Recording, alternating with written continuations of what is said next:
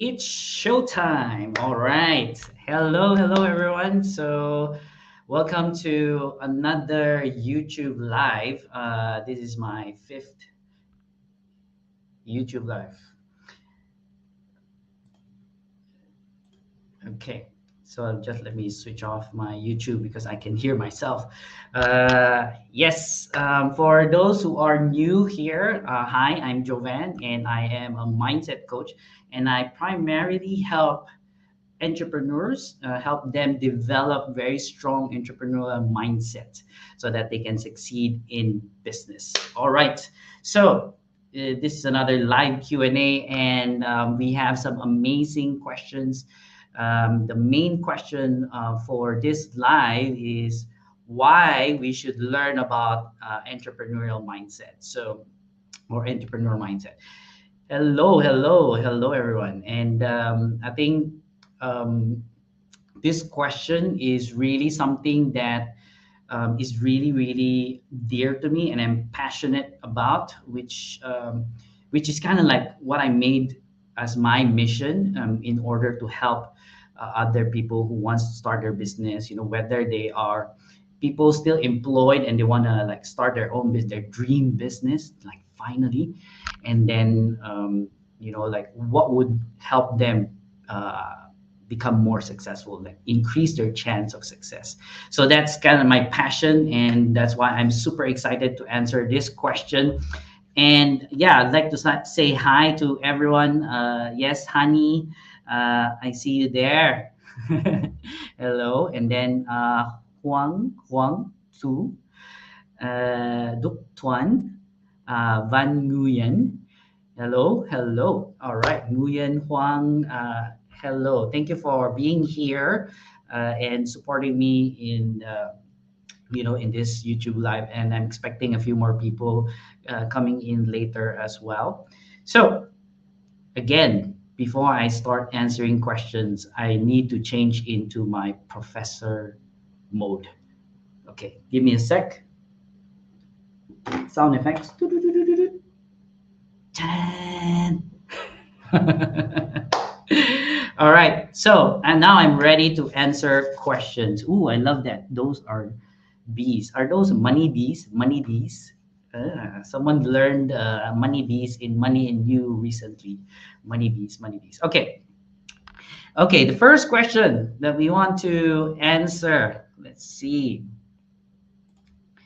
Why we should learn about entrepreneur mindset. And okay, so this is something that I'm very passionate about, and something that I've learned through my journey of being an entrepreneur for the past 14 years.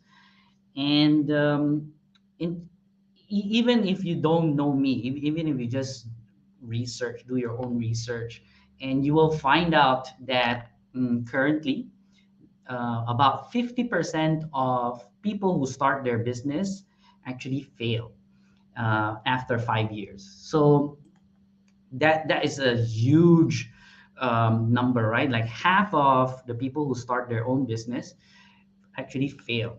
And interestingly, maybe 15 or 20 years ago, this percentage is actually very high. It's about 90%. So imagine that, like 20 years ago, 90%, almost everyone who started a business fail, after 5 years, 6 years. So that is like crazy number.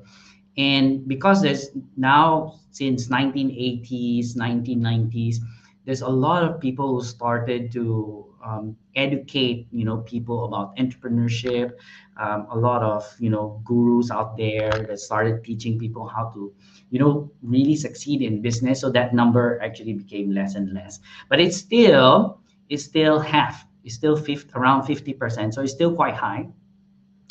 And what I learned is that in most of the case, it's about the mindset. So, and what do I mean by the mindset? So mindset is actually the mental frameworks that we have, like what we have taken from growing up, learning from maybe school or our parents, people that we know. And it's kind of like embedded in our mind. And so what we are used to, there is, like business course. There is, you go to school, take your MBA, or maybe you go to a specific business school, right?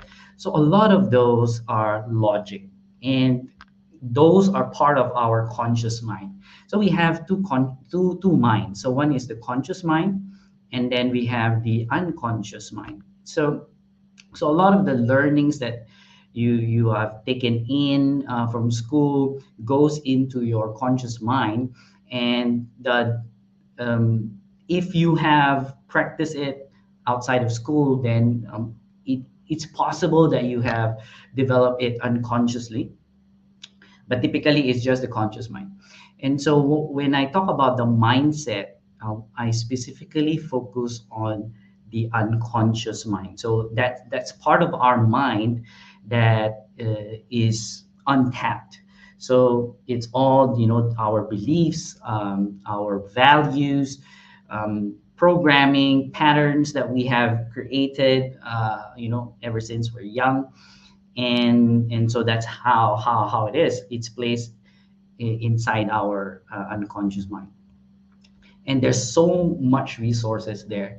But the thing is, some of those resources, or some of those things that is our in our unconscious mind, is also not useful for us. So that those are the things that stop us, and some causes us like to feel fear or anxiety, even before starting the business itself. And that's where I can come in and help people get rid of that, overcome those fears, so that they can easily start the business that they want. And so this is critical, because even if you just increase this, your chance of succeeding in business is exponential already. A huge factor of that is in the mind. And so one of the things that I talk about in like when I train people, when it comes to entrepreneurship, is we have what I call a construct. So I spoke about frameworks earlier, right? And each and every one of us, we have our own construct. So construct is a word, the root word of, let's say, for example, construction. So if you know construction, right, like a building, people who are constructing building, so that's the root word, construct. And construct means creating something like from an idea or a concept, and each and every one of us have different constructs.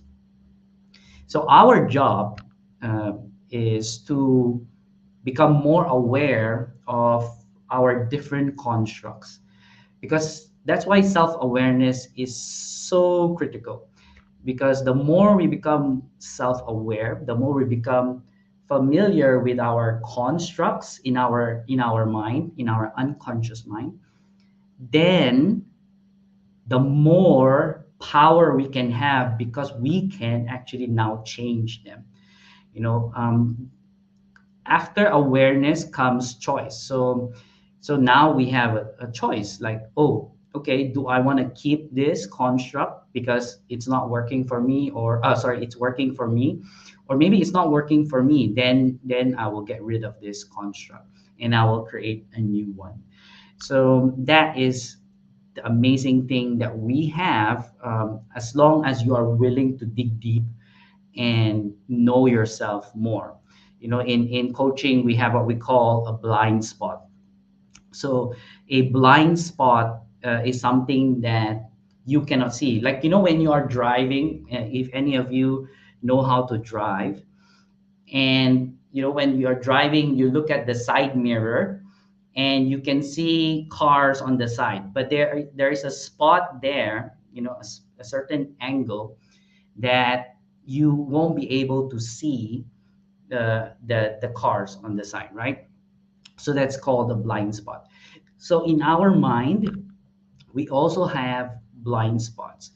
And the job of a coach, or let's say, for example, a mentor, is to help you identify those blind spots. And that's what I do.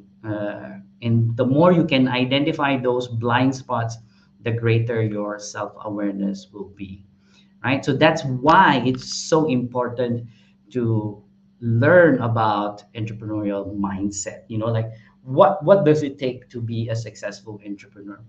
Because then your chances of succeeding in business increase dramatically, right? So final words on this is that, remember, your business, when you start a business, the growth of your business will depend on your own growth as an entrepreneur.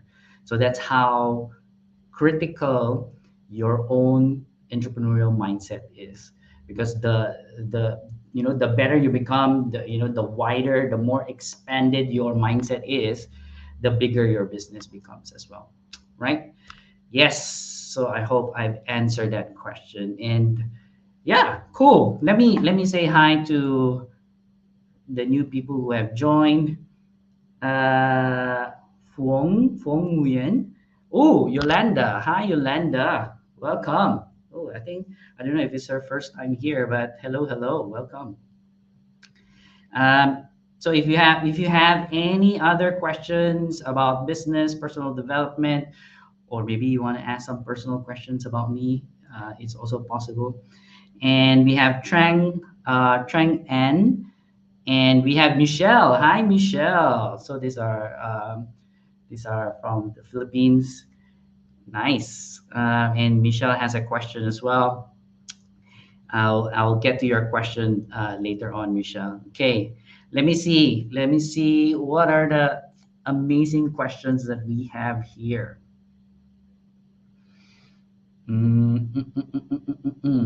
Okay. All right. Maybe let me answer Michelle's question. Right. Nice. So it's my first time to see Michelle here. Michelle, thank you for joining us. How do you build a successful customer base? Nice. That is an amazing question. And in business, right? You can only call uh, your business a successful business, basically, if you have customers. So if you have customers, that means you will have sales, and then someone actually wants your product or your service. There's that exchange of value, and then we call that in money new, the point of business.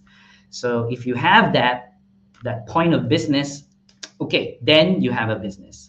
As long as you don't have clients buying your product or service, then you don't have any business. It's just an idea. All right. So that's why customers are super important. All right. So now to answer Michelle's question, how do you build a successful customer base? Each business is different, right? There's a traditional business. Let's say, for example, the restaurants, or maybe even a spa, for example. Or we can talk about a cafe, right?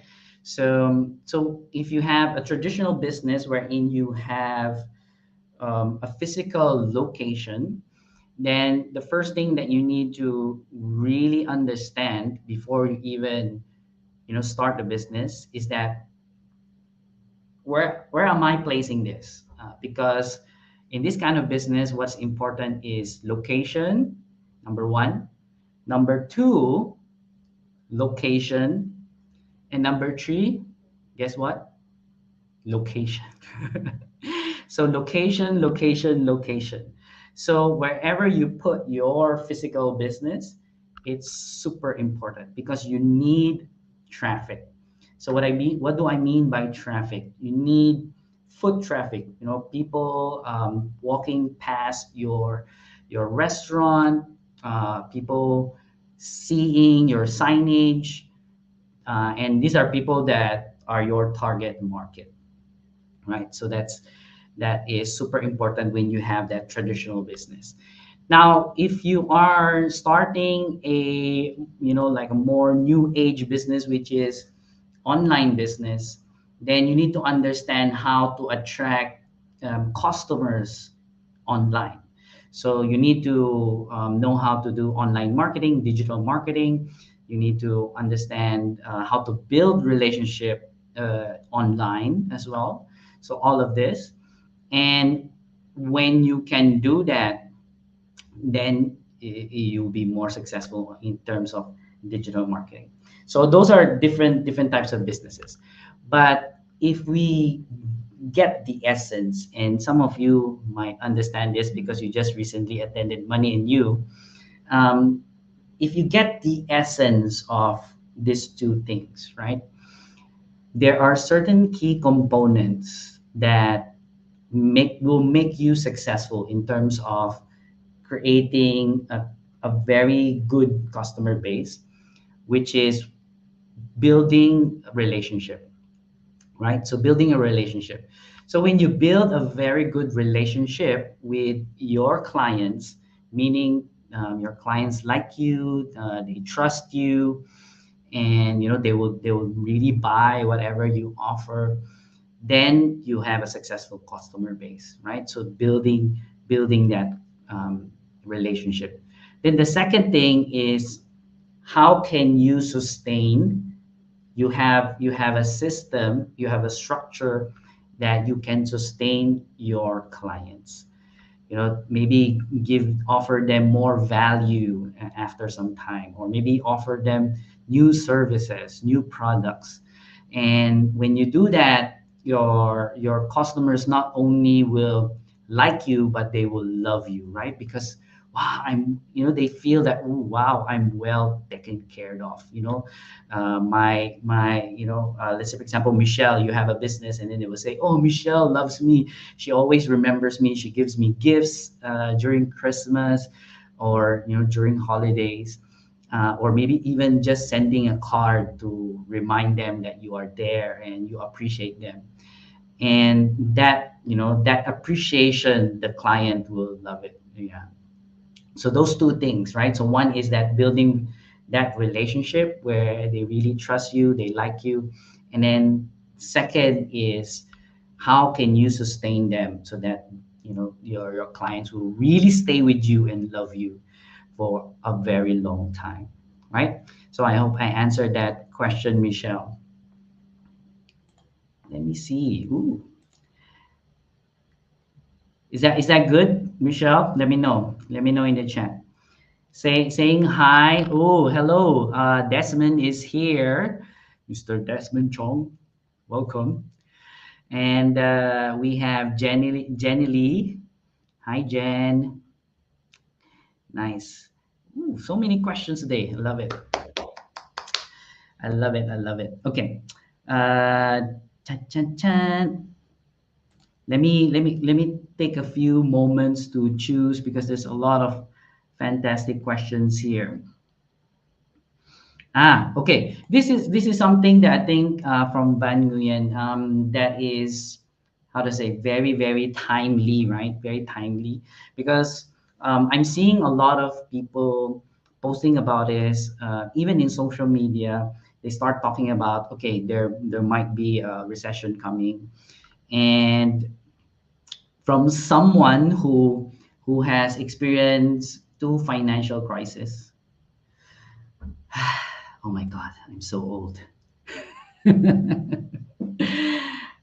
Just by saying that, I feel so old. Okay, by the way, did you guys know that financial crisis, global recession is actually a cycle? You can expect it every 8 to 10 years, right? That's why I feel so old, because me experiencing it two times mean that's about at least 8 to 10 years. So um, the first time I experienced this, I was a very new employee, and when you are young and get retrenched, you don't think of it as a problem, because oh, I can just find a new job and it will be fine, right?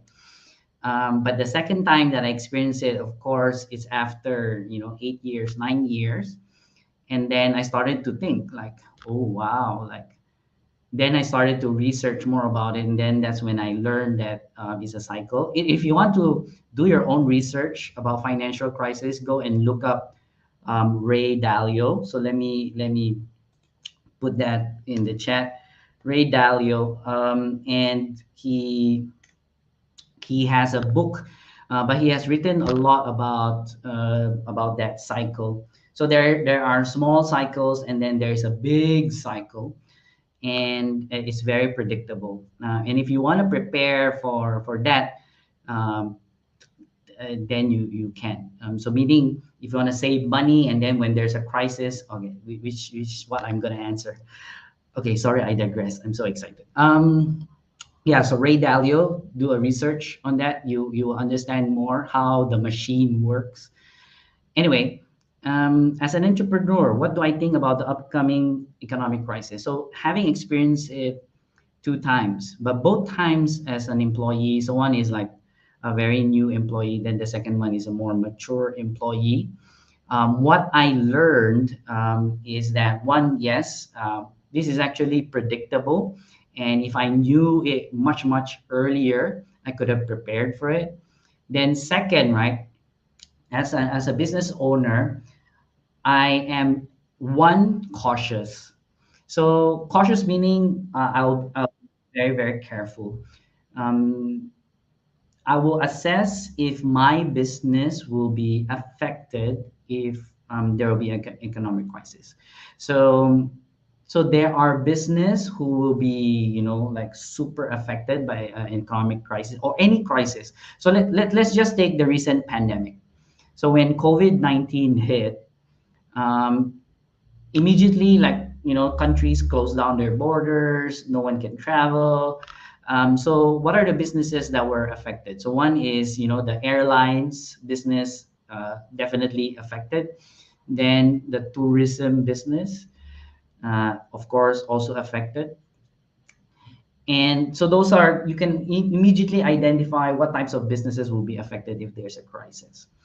And then there are group of businesses wherein they thrive when it comes to crisis. So in COVID-19, the pharmacies, like the big pharmaceutical companies, they definitely benefited because they had to, produce a lot of, vaccines, and so their stock prices went up, and so their business was booming during that 2 years, right? 2 or maybe now about 3 years. So you need to be cautious and understand, if you have a business already, then you need to understand, will my business be affected by this, right? And if you haven't started a business, then this is for you, because the second thing you have to understand is that if there is a crisis, there's always opportunities. Let me repeat that.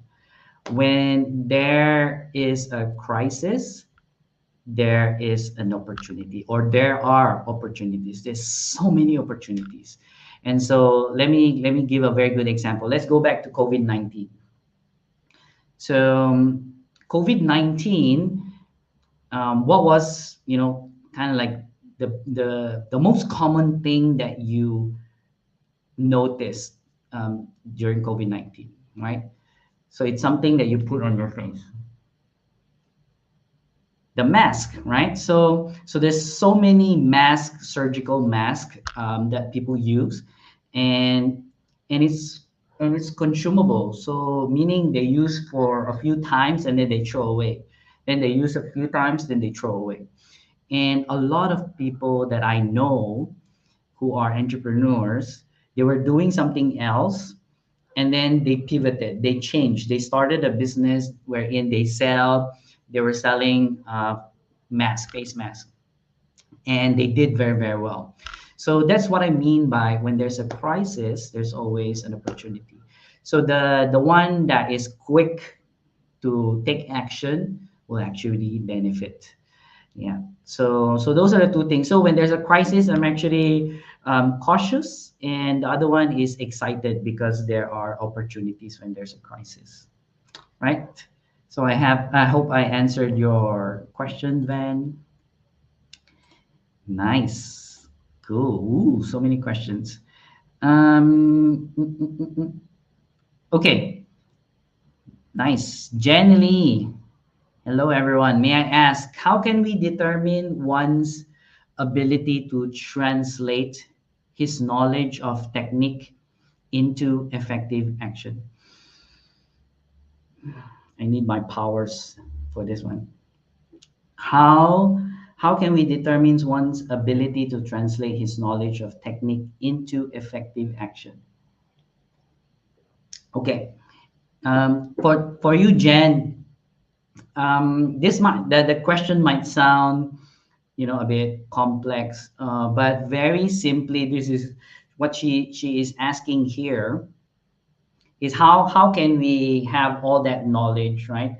So let's say, for example, you've been learning how to start a business, etc., etc., and maybe you're getting coaching, and then with all this knowledge now, how can she's asking, how can I use this to be more effective when I start taking action? Yeah, so that's how I understand your question, Jen. Correct me if I'm wrong. So let me just watch if she tells me you're wrong. Okay, no, I'm not. Okay, I'm good. So that's basically what she's asking, right? So having all this knowledge now, this wonderful knowledge, how can I be effective when I take action? So it's interesting because to me the only way is to take action, to try it and gain feedback, right? Gain feedback. So when you can get feedback, then that's how you know if whatever you took action, or whatever you did is actually helpful, or it works for you. So that is to me like the fundamental, like like the very raw. I'm someone who likes to try out things. Second way of doing it is looking for someone who has already done it in the past, and they actually have experience, whether it didn't work for them or it worked for them. At least you have a reference, right? So you can get information from them, like, oh, actually it didn't work for them. Why? Understand why, or what's happening, and then from there you can make your own corrections, right? So those are the main two things how you can really know if it's effective, is get feedback from the market. Because uh, yeah, sorry, I burped because I drank coffee. Okay, so that's the best way to get feedback, because even if you have a coach or a mentor that has done it before, that has experienced it before, your mentor or coach experience it with a different group of people, market, their own market. And you have in your business your own target market. So that is really just the best way to understand it. So when you do your own test, then you get direct feedback from your own clients, right?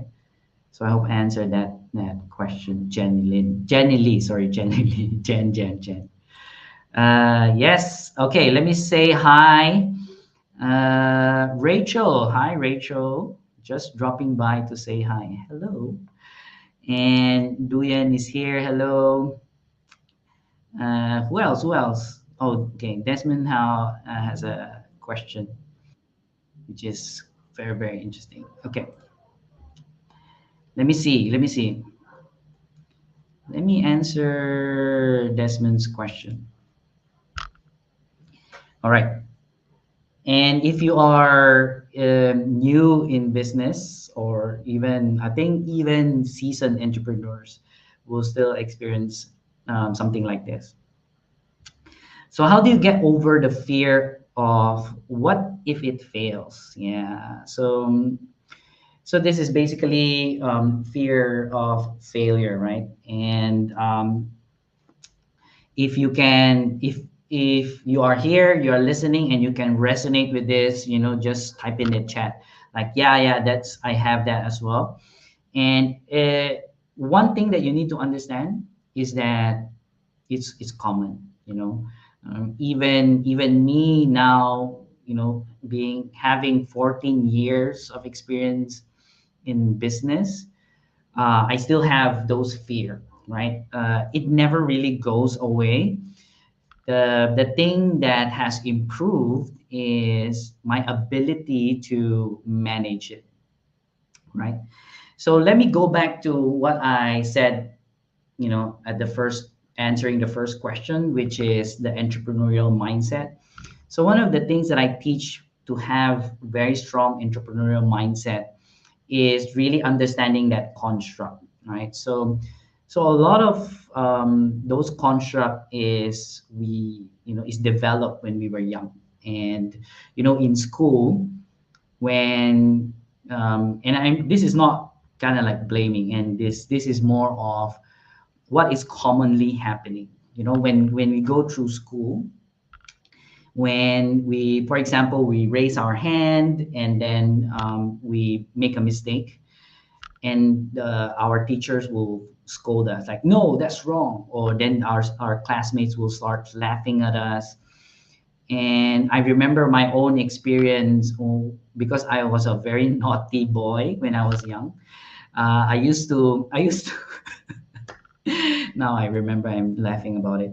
I used to run around the classroom while the teacher is teaching, and I, I don't even remember it until, like, my mom told me that my teacher was complaining to her that, hey, your son, he always run around while I'm doing my class.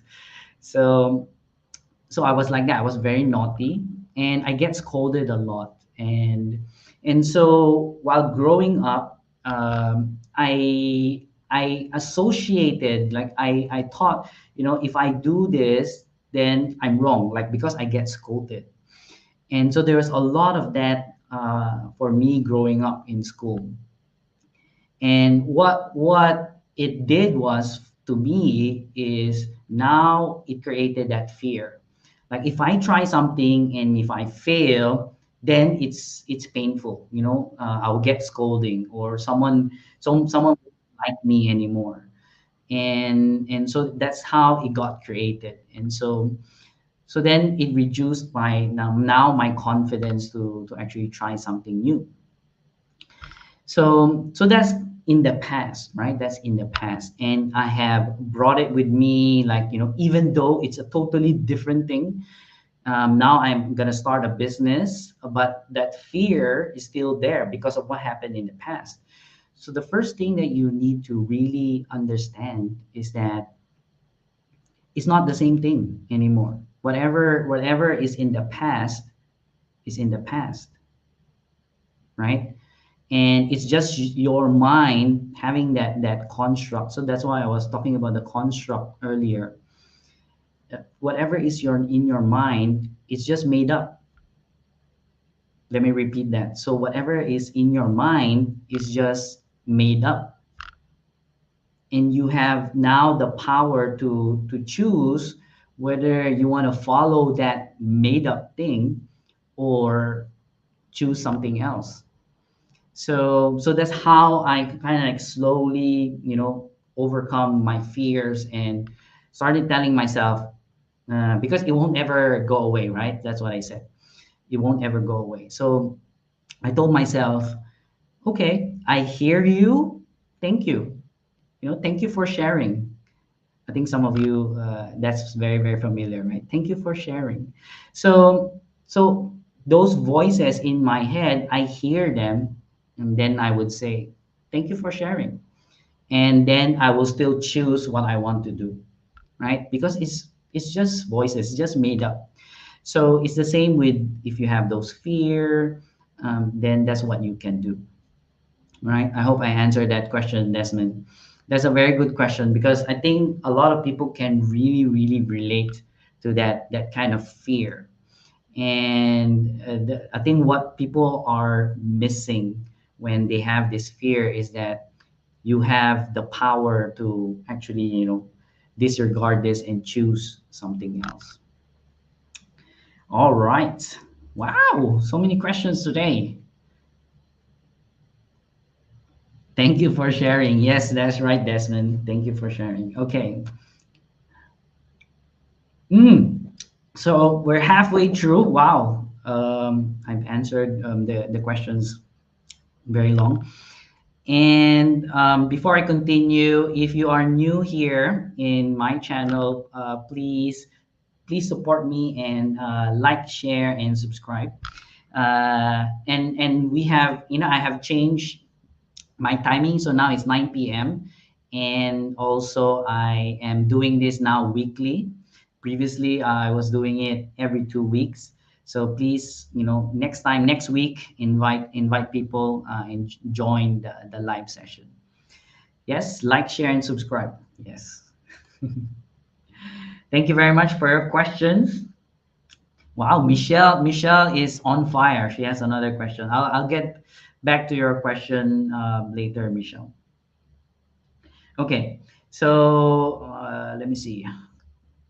How do you manage your business from doing? Yes, how do I manage my business? So far, based on my experience, I have started two types of businesses. So one is me as a solo entrepreneur, so that's called solopreneur. And then the other type of business is wherein I have business partners.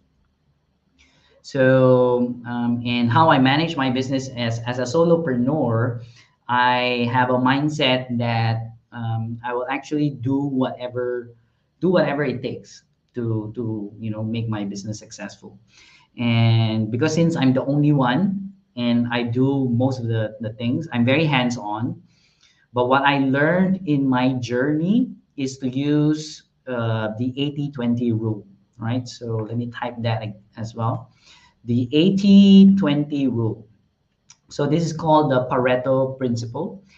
The 80-20 rule is basically if you can analyze your business, you will see that 20% of the business activities that you do results into 80% of your whole business, right? So let's say I'll give you a very good example. Um, when I was doing sales in training, and so I can focus on getting people one by one enrolled into a program, or I can speak to a company, and this company will send like maybe 10, 15 people to my program. So so when I do that, then with the same amount of effort, I can get a lot more. So that's what we call the 80-20 rule. When I can identify those 20% of business activities that results into 80% of the outcome of my business. So that's as a solopreneur, I do most things, but I keep in mind what are the most important 20% business activities that I need to look into. Then, when it comes to having business partners, the way to manage the business, I think the most important thing is really understanding each one's strengths and leveraging on them, which sometimes can be easy, sometimes not so. But the more clarity that you can have in those strengths, then you can move faster as a team. That group of business partners. So that's how basically you manage the business. Good. Thank you very much. You like the topic today? Yes, thank you very much. Um, okay, let's choose another question. Mm,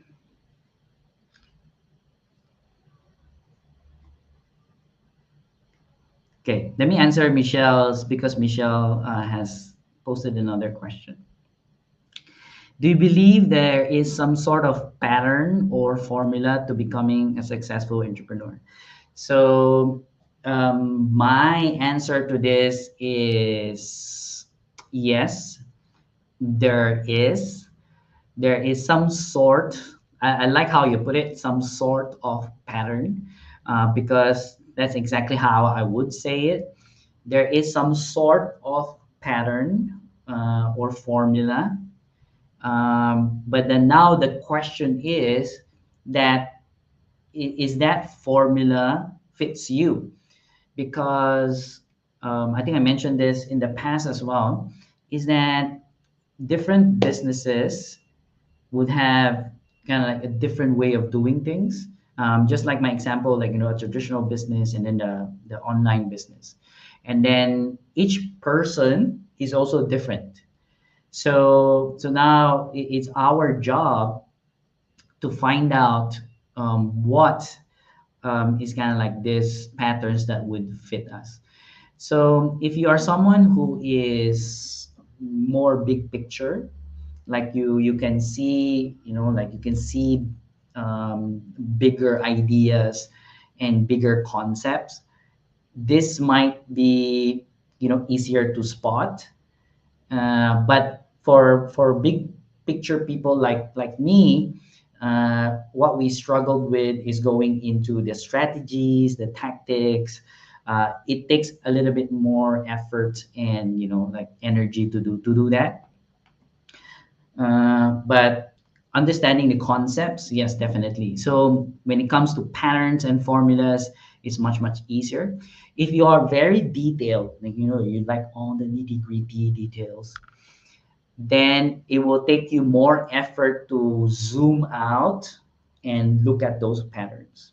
Yeah, but it's entirely possible. But you need to understand that, oh, I'm someone who is very detailed, so I need to zoom out and look at the patterns. So in Money and You, there is also a business success formula that Money and You teaches. The only thing is that it's really big picture, and the way to execute that will be totally different from someone like me or someone like you, Michelle, or maybe someone like Honey or someone like Desmond or someone like, for example, Yolanda, or who else is here, Trump. And so every person will have a different way of executing it, and the best way is to find your own way on how to do it. So take a very big picture concept and then apply it in your own way. That is kind of like how I would do it. Right. So thank you very much for your question, Michelle. I hope I answered that. By the way, whatever I've said, right? If you have any questions about what I said just now, feel free to ask those questions. Or if it's not clear, please do ask away. I'll clarify what I just explained as well. Ooh, wow! I just saw a very interesting question. Okay, let me see. Um, from Tu Trong. So she asked, "What did you trade to become the current version you are?" And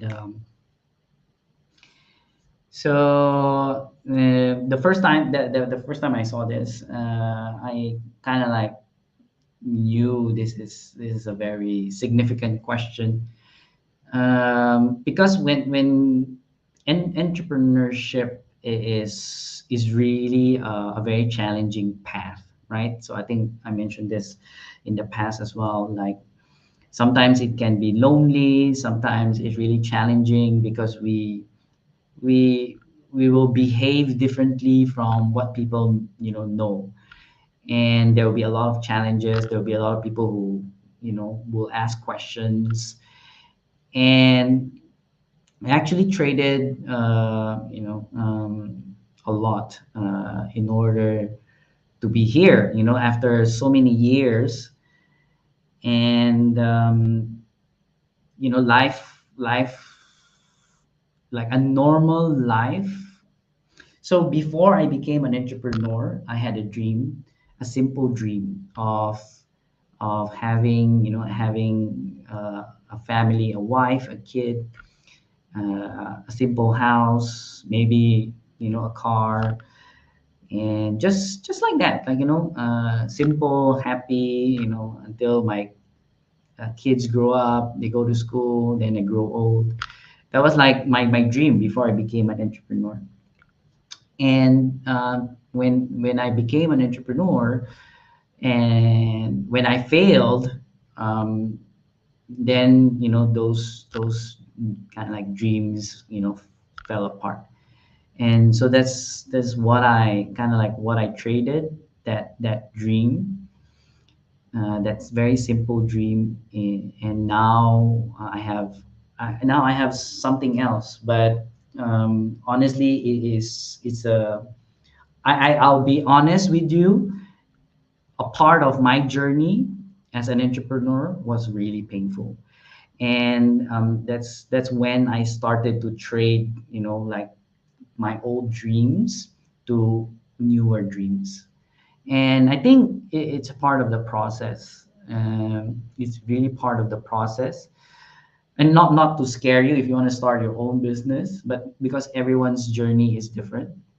But that's kind of like my journey, and it helped me grow to become a better person. It helped me look into how can I help other people, because before I was just thinking about myself. I was just thinking about how can I achieve my own dreams, and like that simple life. And nothing wrong with that, by the way, nothing wrong with that. But I wasn't really thinking about like helping more and more people, the way I'm doing it now. And if I can compare my life now to before, now my life is definitely much more meaningful, because when every time I receive feedback from people that I helped, it just feels so good. It just feels so good. So yeah, thank you for that question. I mean, it's a very deep question, um, that is quite emotional for me. So thank you for asking that. Yeah. Whew. Okay, let me breathe. Okay. Um, let's see what else. What else?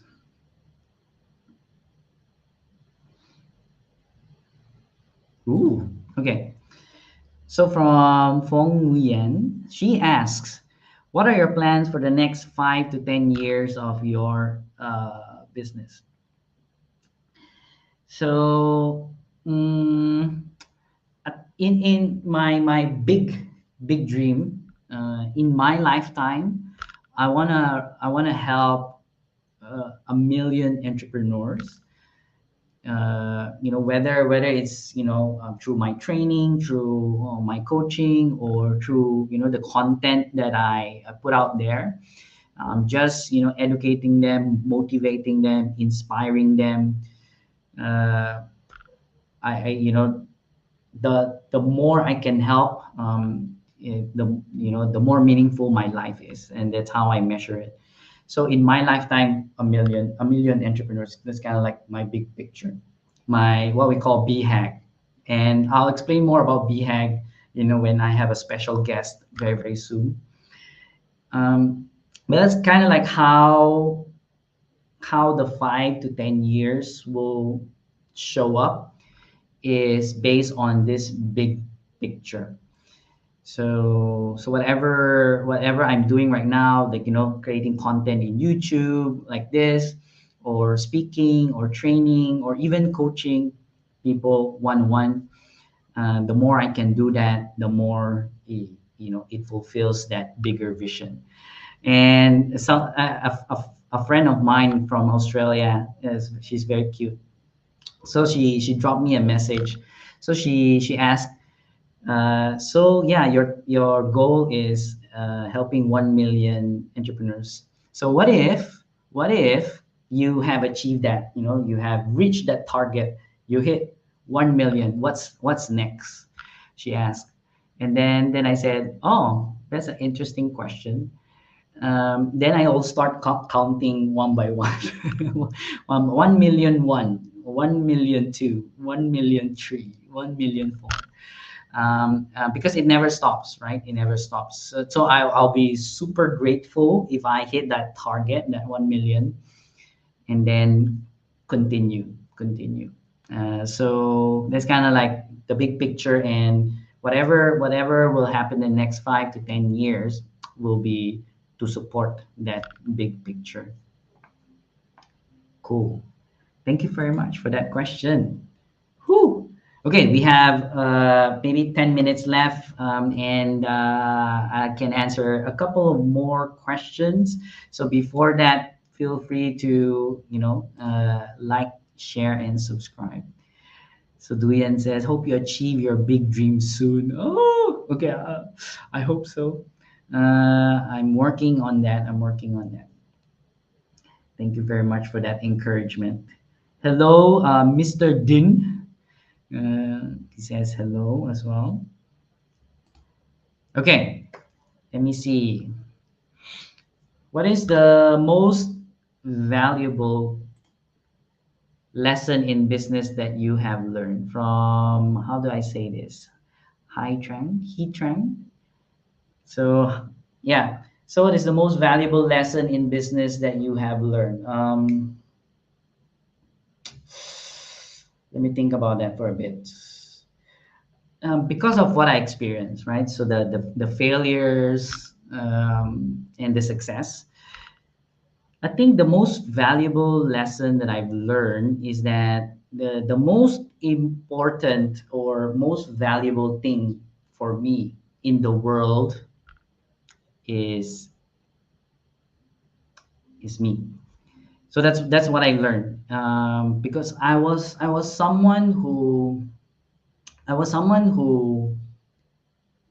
gave away myself to someone, and so when I did that, when I gave my world to someone, and that someone broke it, I felt really, really lost. It's like, what now? What do I do now? And I was someone like that before. And in my journey of, in business, and that's what I learned, that the most important or most valuable thing is actually me. And although my highest value, what's super important to me is helping people, I can only help people if I take care of myself, right? So if I cannot take care of myself, then how can I take care of other people? I always remember this analogy, in the airplane, when the airplane is about to take off, like, this is your co-pilot speaking, and we are going to be flying. And so then the crew starts to demonstrate the safety features, and there is that oxygen that would drop down. And they would always say, right, they would always say, if you have kids with you, or like people you are taking care of, put the oxygen mask on yourself, right? Put the oxygen mask on yourself, and then put the oxygen on, your kid or whoever you are taking care of. Because that is basically it. You have to take care of yourself first, then you can take care of other people. I think that's the biggest lesson that I have learned throughout my journey in business. And so now I really take care of myself. I eat healthily, I exercise, because 1 million is a lot of people, right? 1 million is a lot of people. So I need to be there in the long run, like, marathon. So that's what I always think. So I take care of myself, I take care of my mind, I take care of my body, and so that I can help people, with my best abilities. So that's what I learned. So I hope you, even if you just take what I just said just now, right? And that's the only thing you are taking away from this live session. Very good. Take care of yourself, so that you can take care of, other people. Take care of your dreams, because you are responsible for your own dreams, right? So yeah, I hope I answered that question. Ooh, hello. There's new people coming in. Hi, Rose Charm. Uh, Hi, good evening. Okay, she has a question. Rose asks, may I ask about how we can overcome our limiting beliefs in starting a business, especially in traditional business? Okay, very good, Rose. And I touched on this earlier as well. So if you just came in, feel free to watch my answers earlier, but I'll address your question actually. So limiting beliefs, is very fascinating to me as a coach. As a coach, this is something that I really dig with my client, and understanding, a limiting belief. So if you can imagine a structure. So this is what we discussed in Money and You, and other programs that I attended as well, like NLP. So whatever results that you have in life, it's because of, the action that you took in the past, right? So you took some action, then you have results, and then these actions are based on your own kind of like mindset or attitude in life, right? But underneath the mindset is the beliefs. So beliefs can be either empowering or limiting. So there's only two types of beliefs. So one is empowering, one is limiting. So it's now our job, and normally limiting beliefs are blind spots because we totally don't know them.